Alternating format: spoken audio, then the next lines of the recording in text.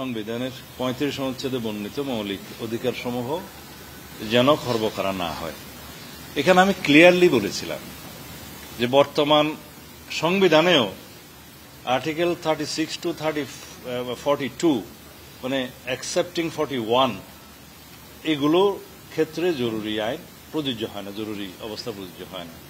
এখানে 41 হচ্ছে ওই ধর্ম পালনের অধিকার, প্রিচিং এর অধিকার ইত্যাদি, এটা কখনো এই জরুরি আইনের আওতায় আসে না, এটা আর্টিকেল 41।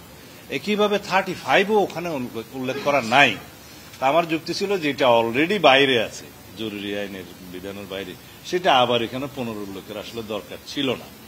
তো সেটা হচ্ছে বিভিন্ন আদালতে, ট্রাইব্যুনালে মামলা করার অধিকার জনগণের থাকবে এবং নিজের বিরুদ্ধে নিজে সাক্ষী দিতে পারবে না, এরকম অধিকার আছে। আরেকটা বিষয় ওই দিন আলাপে এসেছিল, সেটা হচ্ছে কারো বিরুদ্ধে লাঞ্ছনামূলক, নির্যাতনমূলক, নিবর্তনমূলক কোনো আচরণ করা যাবে না। ওই বিধানটা আসলে আর্টিকেল 35 এর সাবসেকশন 5 এ উল্লেখ আছে, তারপরেও সেদিন সেটা উল্লেখ করেছিল। তা আমরা সেটা দ্বিমত তখন পোষণ করি না, এই জন্যে যে জনগণ আসলে জানতে চায় যে তার কি কি অধিকার প্রোটেক্টেড থাকবে জরুরি আইন ঘোষণা হলেও, জরুরি অবস্থা ঘোষণা হলেও। সেই জন্য সেই সময় আমি খুব একটা এটা নিয়ে আপত্তি তুলে নেই, বিকজ এটা অলরেডি প্রোটেক্টেড আছে। তারপরেও 18 করতে চাইলে কোনো অসুবিধা ছিল না। কিন্তু আজকে যখন পুরো 35 আর্টিকেলে উল্লেখ করলো, তখন বললাম যে এটা তো অলরেডি জরুরি অবস্থা ঘোষণা করলে আর্টিকেল 35 ওর ভিতরে পড়েই না।